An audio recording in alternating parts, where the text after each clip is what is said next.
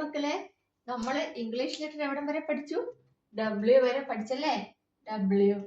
അപ്പോ നിങ്ങൾ ABCDEFGHIJKLMNOPQRSTUV വരെ പഠിച്ചു. ഇനി ഞാൻ പറഞ്ഞില്ലേ 3 അക്ഷരം കൂടെ ഉള്ളൂ, അത് നമുക്ക് പഠിക്കാം.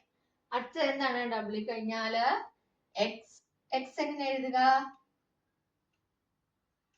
കണ്ടോ, ഇതാണ് എക്സ്. ഇത് എന്താണ്? എക്സ്. ഈസി അല്ലേ? ഇങ്ങനെ ഒരു ക്രോസ് ആയിട്ടൊരു ലൈൻ വരയ്ക്കുക, അവിടുന്ന് ക്രോസ് ആയിട്ടൊരു ലൈൻ വരയ്ക്കുക. ഇതെന്താണ്? എക്സ്. കണ്ടോ, ഇങ്ങനെ എക്സ്.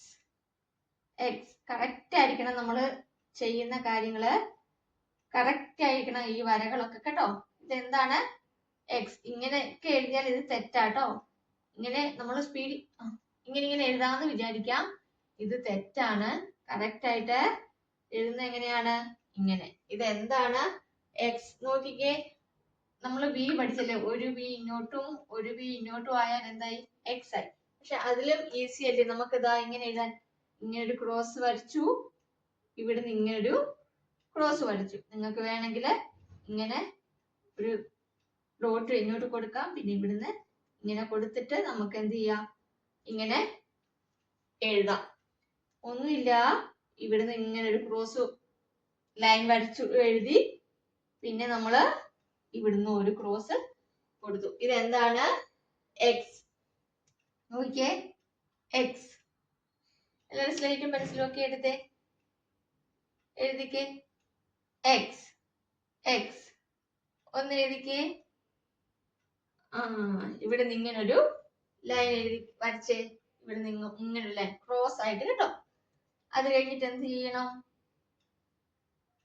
ഇവിടെ നിന്ന് ഇങ്ങനെ ഒരു ലൈൻ ക്രോസ് ആയിട്ട്. അപ്പൊ ഇതെന്തായി? എക്സ്. എക്സ്. കണ്ടോ, എക്സ്. എക്സ്. ഈസി അല്ലേ? ഇങ്ങനൊരു ലൈൻ ക്രോസ് ആയിട്ട് അവിടെ നിന്ന് ഇങ്ങനെ ഒരു ലൈൻ വരയ്ക്കുക. ഇത് കണ്ടോ, എക്സ്. ഇങ്ങനെ ക്രോസ് ആയിട്ട് വരയ്ക്കുക, ഇങ്ങനെ നമ്മള് നീളത്തില് വരയ്ക്കുക. അപ്പൊ എക്സ്.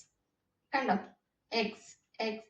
ഇത് നമ്മൾ വലുതായിട്ട് എഴുതുമ്പോഴാണ് ഒരു ഭംഗി തോന്നുന്നത്. നമുക്ക് ഇങ്ങനെ എഴുതുമ്പോൾ എക്സ് കറക്റ്റ് ആയിട്ട് ഭംഗിയിൽ കിട്ടും. ഇതിപ്പോ നിങ്ങളെ കാണിക്കാൻ വേണ്ടിയിട്ടാണ് ഇത്രയും വലുതായിട്ട് എഴുതുന്നത്. കേട്ടോ, എക്സ്. പഠിച്ചില്ലേ? ഇത്രേ ഉള്ളൂ മക്കളെ എക്സ്. അപ്പോ എല്ലാരും ഇരുന്ന് എഴുതി പഠിക്കണം കേട്ടോ. അടുത്ത ക്ലാസ്സിൽ കാണാം. ബൈ.